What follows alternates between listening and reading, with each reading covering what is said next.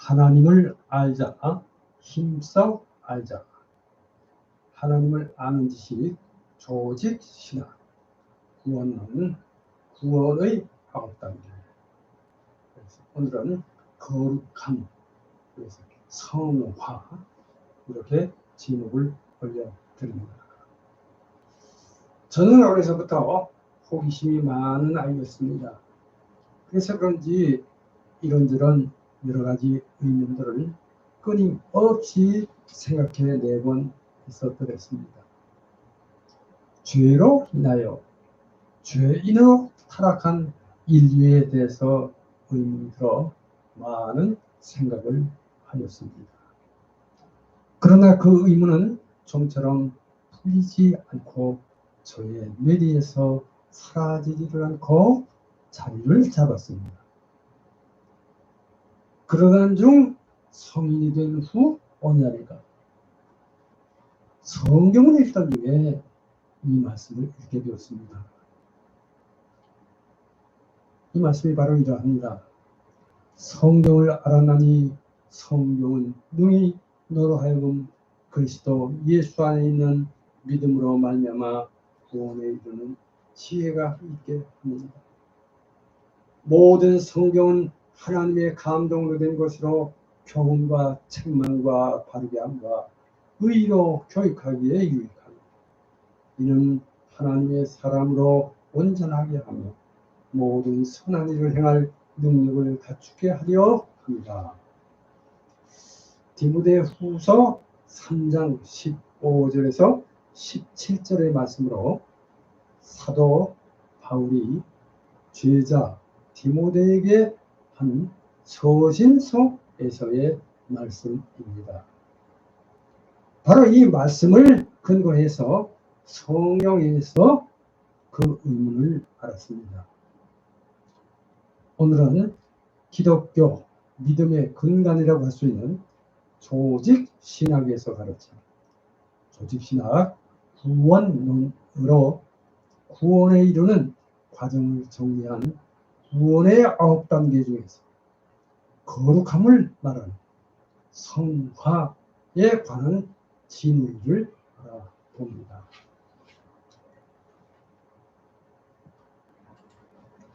물론 이 교리, 구원론 역시 실제적으로나 교리적으로나 고귀한 가치를 가진 진리에는 틀림이 없습니다. 신구약 성경에 명백히 기초하고 있음은 물론입니다. 자, 그러므로 구원론에 관한 이 교리 역시 성경 이외에 다른 사료에서는 배울 수가 없고 다만 신앙으로서만 받아들일 수 있다는 것을 말씀드리면서 오늘의 말씀을 시작합니다. 제가 배운 조직신학에서 구원론 하면 구원의 9단계, 구원의 9단계라는 구원에 있어서의 소명, 중생, 회심, 신앙, 칭의, 양자, 성화, 견인, 영화, 이렇게 9가지가 연상됩니다.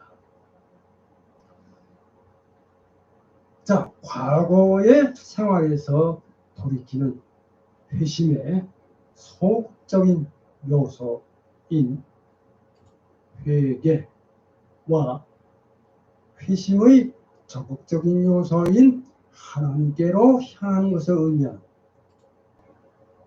신앙,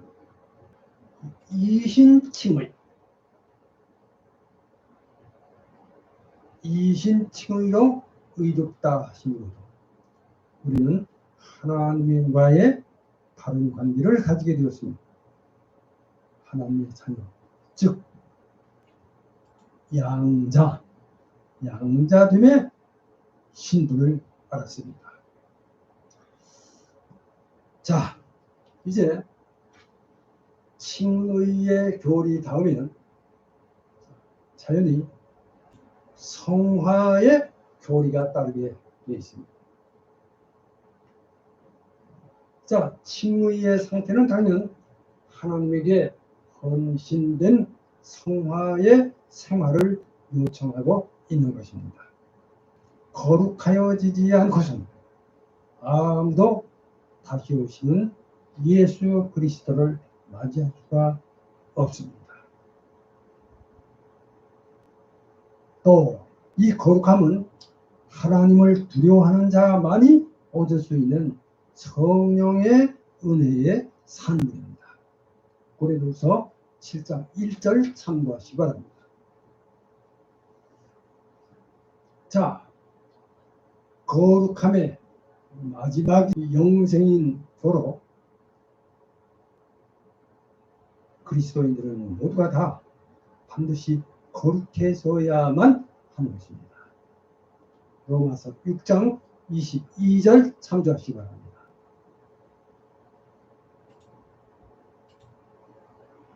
먼저 첫째로 1번입니다. 1. 성화의 의미, 이렇게 제목을 올려드립니다. 성화의 의미. 여기서 성화는 죄인을 순결케 하시며 죄인의 전 성질을 하나님의 형상으로 새롭게 하시며 죄인으로 하여금 선행을 할 수 있도록 하시는 성령의 계속적이고 은혜로우신 작업이라, 이렇게 정리할 수가 있습니다. 자, 여기서 성화는 히브리어의 카다슈로부터 유래되었습니다. 그 뜻은 자르다 입니다. 그러니까 즉 성화의 근본적인 개념은 세상으로부터 구별되어 하나님께 헌신하는 것, 이렇게 말씀드립니다. 분리, 성별, 이렇게 기억하시기 바랍니다. 자, 그래서 거룩하다는 것은 곧 하나님께 속한다, 그런 의미와 동일하다 하겠습니다. 따라서 성화는 성령께서 죄인을 죄의 오염에서 깨끗하게 하시며 그의 전 성품, 본성을 하나님의 형상으로 새롭게 하시는 것이다, 이렇게 말씀을 드립니다. 자, 그 결과 죄인은 선한 일을 행할 수 있게끔 됩니다. 할렐루야. 자, 여기서 성화는 인간의 내부 생활에서 일어난다는 면에서 볼 때 칭의와 다르다고 하겠습니다. 자, 성화는 법적 행위가 아니라 재창조적 원기를 복돋우는 행위입니다.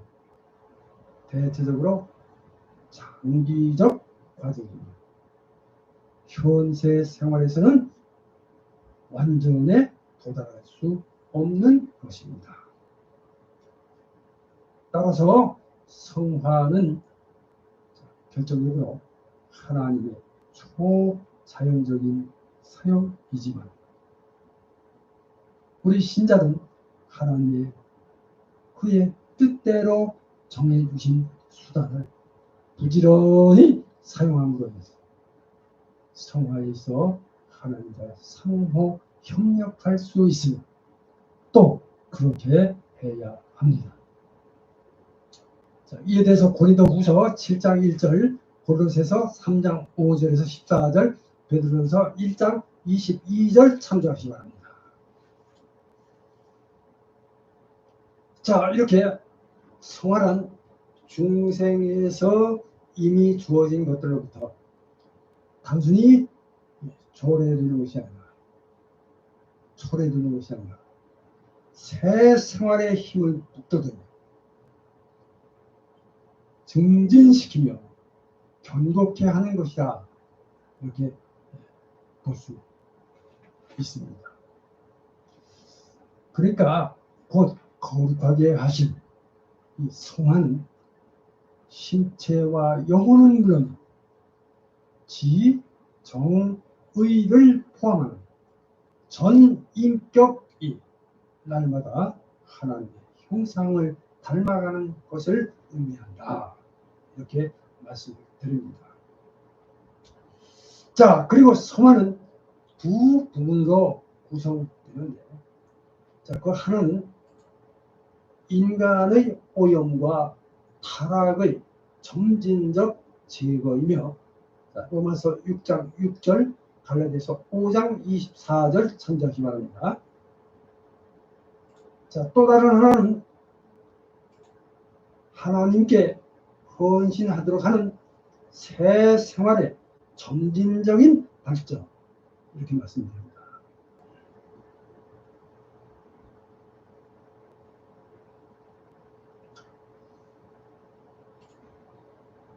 로마서 6장 4절, 5절, 골로새서 2장 12절, 3장 1절, 2절, 갈라디아서 2장 19절 이렇게 참고하시면 되겠습니다. 자, 그 다음에 성화는 인간의 마음에서 일어나므로 자연히 전 생애에 영향을 줍니다. 자, 성경 말씀 로마서 6장 12절, 고린도전서 6장 15절, 20절, 데살로니가서에서 5장 23절 참조하시기 바랍니다. 자, 이렇게 내적 인간의 변화는 외적 생활에 있어서 그 변화를 반드시 동반해야 합니다. 그래서 인간이 성화작용에서 상호 협력해야만 한다는 그 사실. 자, 그 사실은 악과 유혹에 대한 반복적인 경고. 자, 로마서 12장 9절, 16절, 17절, 고린도전서 6장 9절, 10절, 갈라디아서 5장 16절에서 23절. 자, 그리고 거룩한 삶을 위한 끊임없는 권고. 자, 미가서 6장 8절, 요한복음 15장 4절에서 7절, 로마서 8장 12절, 13절, 12장 1절, 2절, 갈라디아서 6장 7절, 8절, 15절에서부터 오는 것임을 말씀드립니다. 이어서 두 번째입니다. 2번 성화의 두 요소와 성질, 이렇게 제목을 올려드립니다. 자, 여기서 이 성화는 하나님의 초자연적인 사역으로 두 부분으로 되어 있습니다.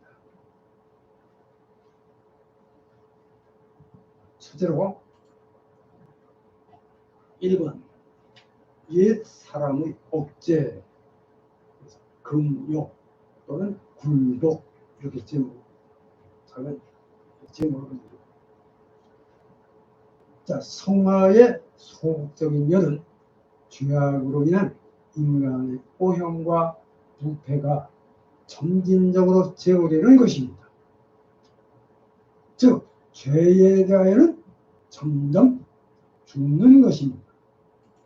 로마서 6장 6절, 갈라디아서 5장 24절 참고하시기 바랍니다. 그 다음에 두 번째, 이 새 사람의 태동, 소생 또는 변신, 이렇게 말씀드립니다. 자, 성화의 적극적인 면은 영혼의 거룩한 성향이 강화되어 그 거룩한 실천이 증진되는 것입니다. 자, 그러니까 즉 의에 대하여 점점 사는 것입니다. 로마서 6장 11절, 갈라디아서 2장 19절 참조하시기 바랍니다.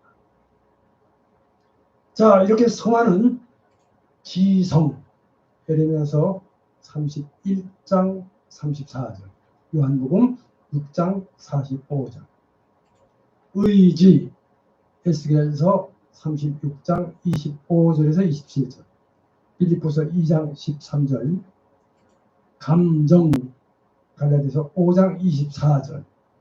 자, 그리고 여기에다가 하나 더 해서 양심, 디도서 1장 15절, 히브리서 9장 14절에 그 영향을 미칩니다.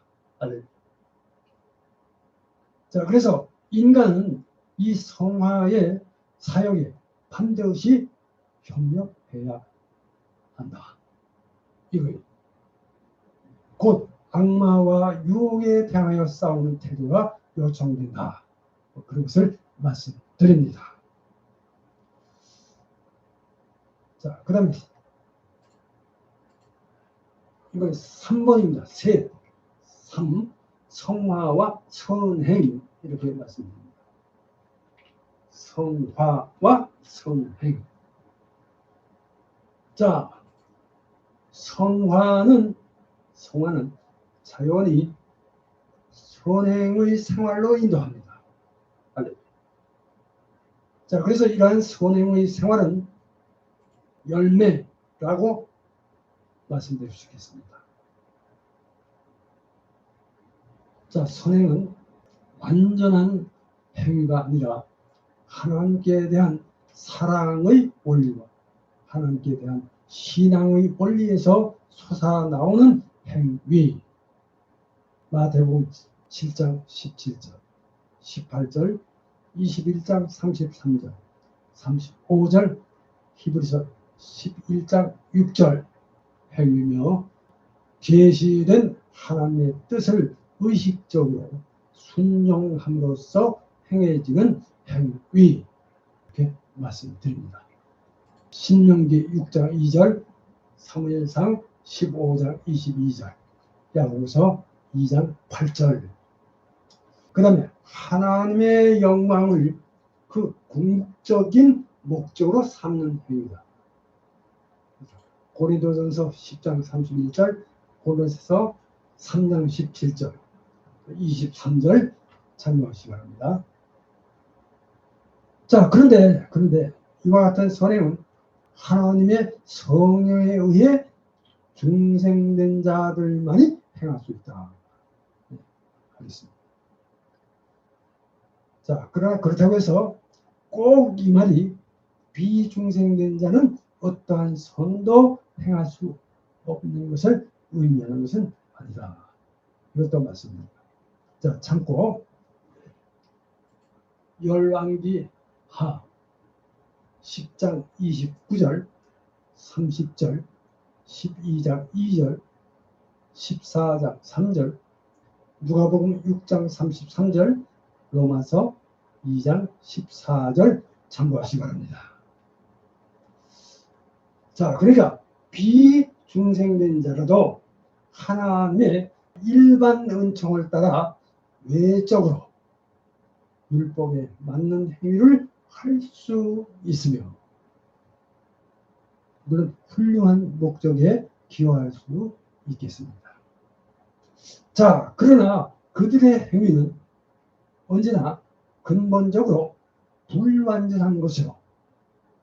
자, 그 이유는 그들이 하나님께 대한 사랑의 영적 뿌리로부터 분리되며 하나님의 율법에 대한 진정한 순종을 나타내지 못하며 하나님의 영광을 목적하지도 못하기 때문입니다. 따라서 천주교와는 반대로 신자의 선행에 대하여 하나님께서 값없는 은혜를 상으로 주시기로 약속하시긴 했지만 그것이 공로가 되지는 못하다는 것. 누가복음 17장 9절, 10절, 에베소 2장 8절에서 10절, 디도서 3장 5절, 또 율법 폐기론자들을 반대해서는 선행의 필요성을 주장하는 것입니다. 골로새서 1장 10절, 디모데후서 2장 21절, 디도서 2장 14절, 히브리서 10장 24절 참조하시기 바랍니다. 자, 이번엔 네 번째입니다. 4. 현세에 있어서의 성화의 불완전성. 이렇게 제목을 올려드립니다. 자, 성화가 인간의 각 부분에 영향을 주지만 신자의 영적 성장은 현세에서는 불완전한 채로 남아있다. 그렇게 볼 수가 있는 것입니다. 자, 물론 신자들은 자신이 살아있는 한 죄와 더불어 투쟁해야만 합니다. 열왕기상 8장 46절, 잠언서 20장 9절, 야고보서 3장 2절, 요한일서 1장 8절 참조하시기 바랍니다. 자, 그리고 신자들의 생활은 육과 영 사이에 항구적인 투쟁의 생활인데, 심지어 가장 잘 믿는 자라고 하더라도 아직도 죄를 고백해야 합니다. 욥기서 9장 3절, 20절, 시편 32장 5절, 잠언서 20장 9절 쭉 여러 말씀들이 있습니다. 자, 그래서 죄를 용서받기 위해 기도해야 합니다. 시편 51장 1절, 2절, 다니엘서 9장 16절, 마태복음 6장 12절 쭉 여러 말씀들이 있습니다. 자, 그리고 보다 더 완전하기 위해 노력해야 합니다. 로마서 7장 7절에서 26절, 갈라디아서 5장 17절, 빌립보서 3장 12절 14절 참고하시기 바랍니다. 물론 이 교리는 소위 완전주의자들에 의해 부인되곤 합니다.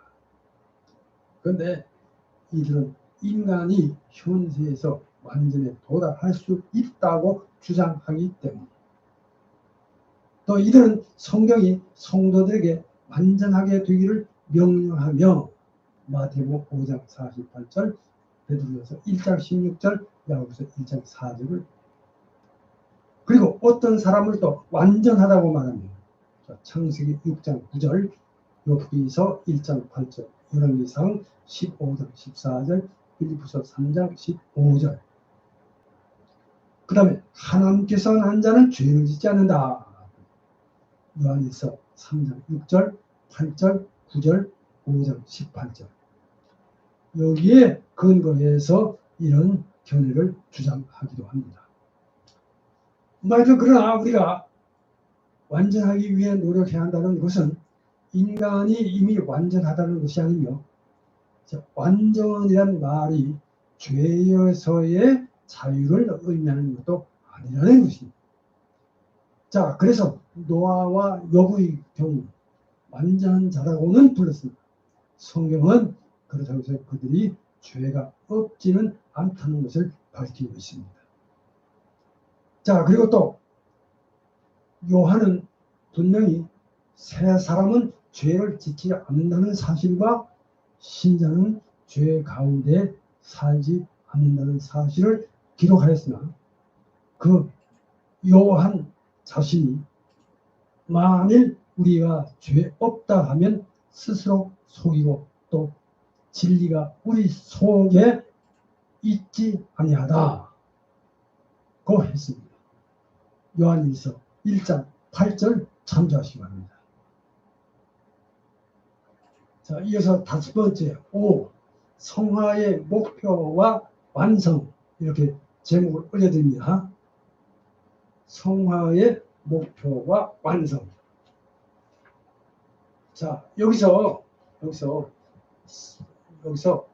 이 성화의 목표, 이 말은 모든 죄를 제거하고 하나님의 아들의 형상을 완전히 닮아서 주께서 거룩하심 같이 우리도 거룩하여지는 데 있다 하겠습니다. 자, 그러나 신자의 성화는 내세에서 완성될 것이나 영혼에 대하여는 죽음의 순간이나 그 직후에 히브리서 12장 23절 참고하시기 바랍니다. 신체, 즉 몸에 대하여는, 육신에 대하여는 부활 때에 빌립보서 3장 21절 참조하시기 바랍니다. 각각 완성될 것입니다. 그리고 이 성화의 수단 혹은 방편들은 하나님의 말씀, 특히 십계명, 성례, 그래서 세례와 성찬, 하나님과의 영적 교통, 기도와 묵상, 하나님의 섭리적인 지도하심 등이 있다 하겠습니다. 할렐루야. 자, 이제 결론을 말씀드립니다. 결론. 이상 성경적으로 조직신학 구원론의 9단계 중에서 우리가 하나님의 자녀로서 거룩하게 되는 성화에 관하여 알아봤습니다. 물론 이 역시 여러 가지 특성을 내포하고 있기에 신앙의 위대한 신비 중 하나, 인간의 이해를 훨씬 초월하고 있는 것임을 다시 한번 말씀드립니다. 물론 이와 같은 교리는 성경 이외의 그 어떤 다른 사료에서는 배울 수 없고 오직 신을 의해서만 받아들일 수 있다 하겠습니다. 이제 말씀을 마치면서 여기서 중요한 것은 하나님께서 범죄하고 타락한 인간이 구원에 이르는 하나님을 아는 지식인 신지식으로 하나님을 알고 믿어 구원에 이르는 은혜에 참여하기를 원하시고 축복하신다는 점입니다. 이 점을 믿으시고 우리 모두가 다 믿음 생활 잘 하셔서 하나님의 구원에 이르시기를 주의 이름으로 축복합니다. 자, 이제 생각해보기 오늘 세 가지 드립니다. 우리가 옛사람과 그 행위를 보살펴볼 수 있는 그 근거에 대해서 생각해 보시기 바랍니다. 고린도서 3장 9절에서 10절 참고하시기 바랍니다. 또 두 번째로 어떤 사람이 자신을 깨끗하게 할 수 있을지 생각해 보시기 바랍니다. 히브리서 12장 14절, 요한일서 3장 1절에서 3절 참고하시기 바랍니다. 또 세 번째, 거룩함에 이르는 실제적인 방법 생각해 보시기 바랍니다. 로마서 6장 19절, 22절 참조하시기 바랍니다. 다음 시간에는 더 좋은 말씀으로 함께 하겠습니다. 기도합니다.